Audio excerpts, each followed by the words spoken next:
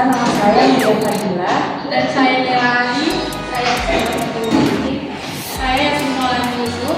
Saya Falsafira Ibrahim. Saya Nurul Asmiati. Saya sendiri Ahmad Ihsan.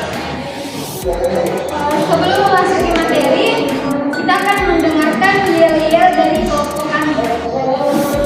Dua kawan di sini ada kelompok 4. Tunjukkan bersama kawan, disiplin, berani dan setia, akan menemukan pendapat kami.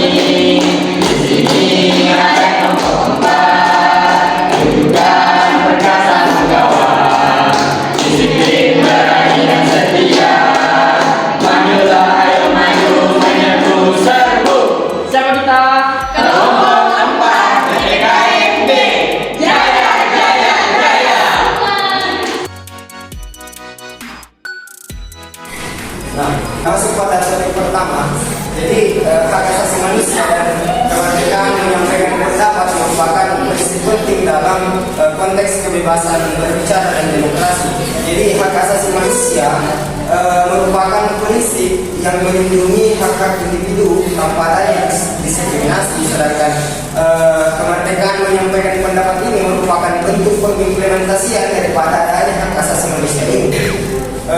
Ini juga merupakan hal yang esensial yang harus ada pada negara demokrasi, karena ini memungkinkan warga negara untuk dapat berpartisipasi dalam pengambilan keputusan ataupun menyampaikan kritik ataupun melakukan perubahan-perubahan positif yang ada pada masyarakat.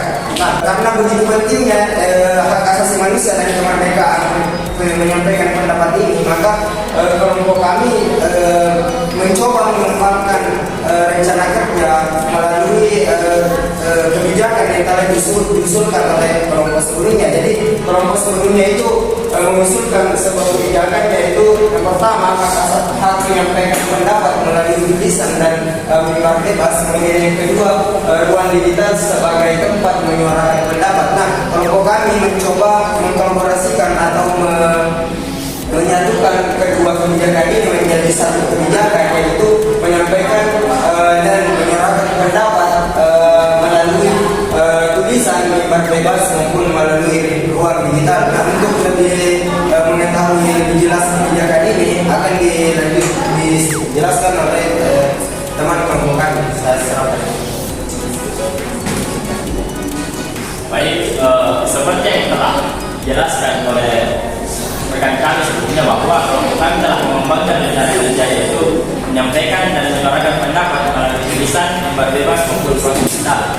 Selanjutnya, menyampaikan dan menyuarakan pendapat melalui tulisan mimbar bebas maupun dalam ruang digital adalah praktik penting dalam demokrasi yang memungkinkan individu untuk berpartisipasi dalam publik. Hak untuk menjelaskan atau menyuarakan pendapat melalui tulisan maupun mimbar bebas atau yang biasa dikatakan sebagai pidato adalah salah satu hak asasi manusia yang diakui secara luas dalam berbagai sistem demokratis. Nah, sementara dalam ruang digital adalah salah satu platform penting yang telah diakses oleh berbagai individu dalam menyuarakan pendapat. Adapun internet dan media sosial telah memberikan akses luas kepada orang-orang untuk berbagi pandangan, pemikiran dan ide. Nah, di sini kelompok kami telah memberikan beberapa contoh dari bentuk menyuarakan dan menyampaikan pendapat melalui tulisan mimbar bebas maupun media sosial atau digital. Baik, selanjutnya yaitu kita akan mengidentifikasi terkait kelompok-kelompok atau orang-orang baik itu mendukung maupun tidak mendukung terhadap kebijakan yang kami usulkan. Pada bagian pertama, kita melihat adanya kelompok masyarakat atau perorangan yang mendukung kebijakan tersebut. Yang pertama yaitu organisasi hak asasi manusia. Nah, organisasi-organisasi yang ada di dalamnya seperti Amnesty International dan Freedom House, dia merupakan organisasi yang sangat aktif dalam mendukung hak asasi manusia, termasuk dalam kebebasan berpendapat. Nah, yang kedua yaitu kelompok aktivis dan advokasi.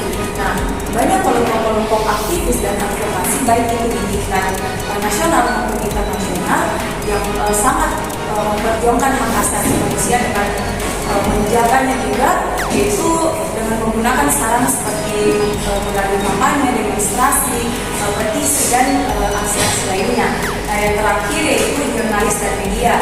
Nah, kelompok yang terakhir ini termasuk kelompok yang sangat independen karena dia mendukung kebijakan tersebut dengan memanfaatkan sektor publik, yaitu dengan menyuarakan kebebasan berpendapat.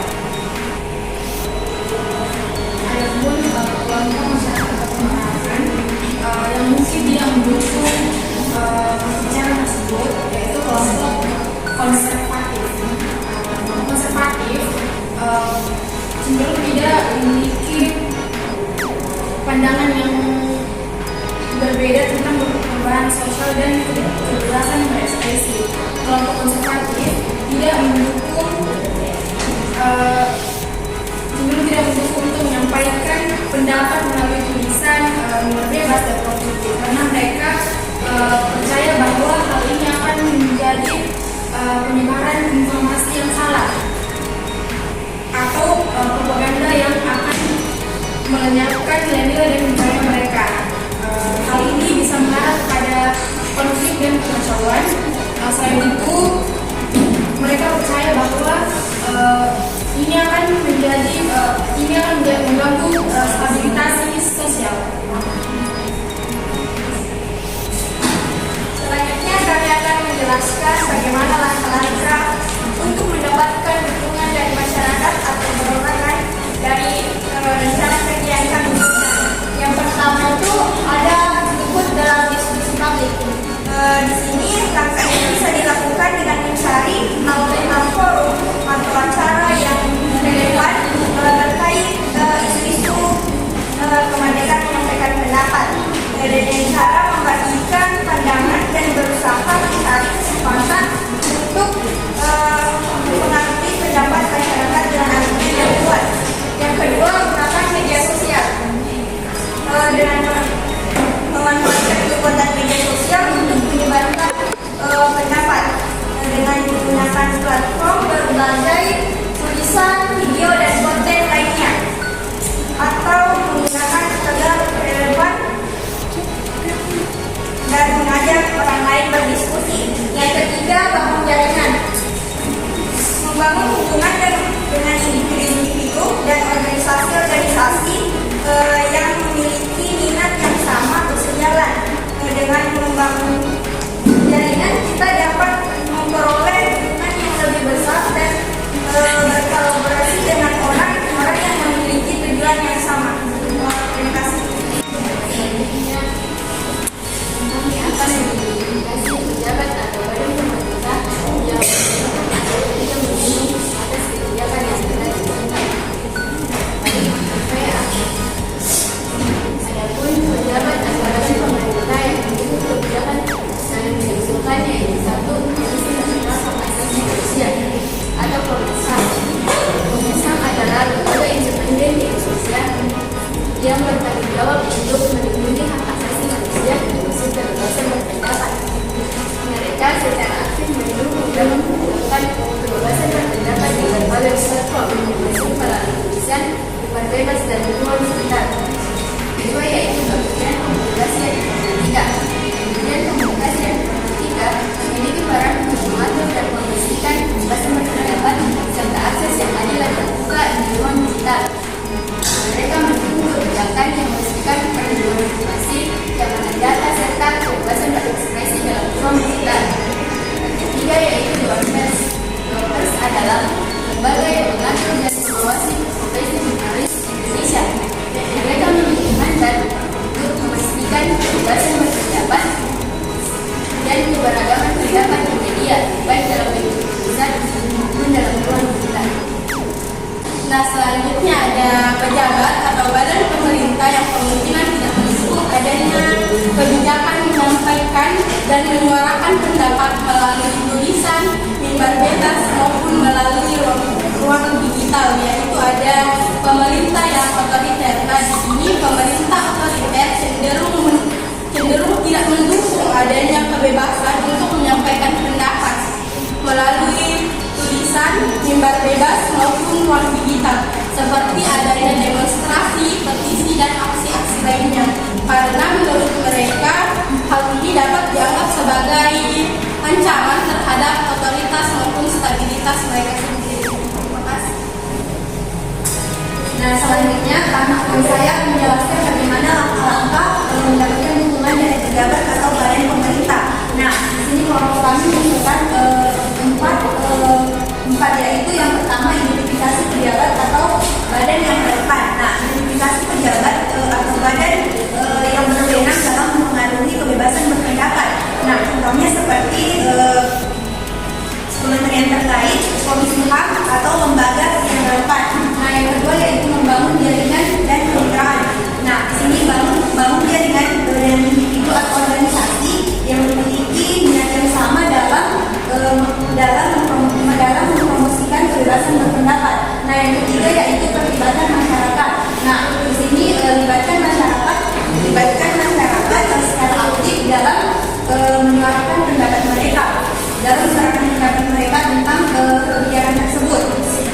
Berbagai informasi, edukasi, ataupun ruang diskusi tentang kebebasan berpendapat dalam masyarakat. Nah, yang terakhir yaitu kolaborasi dengan media.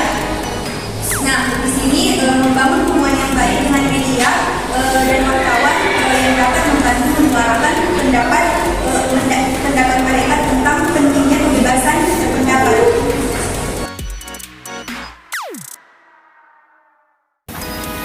Hak untuk menyampaikan dan menyuarakan pendapat merupakan hak asasi manusia yang sangat penting dalam konteks demokrasi dan kebebasan berbicara. Menyampaikan dan menyuarakan pendapat dapat dilakukan dengan berbagai cara seperti tulisan, mimbar bebas, dan ruang digital. Banyak kelompok masyarakat yang mendukung partisipasi ini sebagai bagian dari hak asasi manusia, demokrasi, dan partisipasi publik. Dalam masyarakat demokratis, hak untuk berpendapat merupakan salah satu pilar utama yang sangat penting bagi masyarakat berpartisipasi, memperkuat transparansi, dan mencapai kemajuan yang berkelanjutan.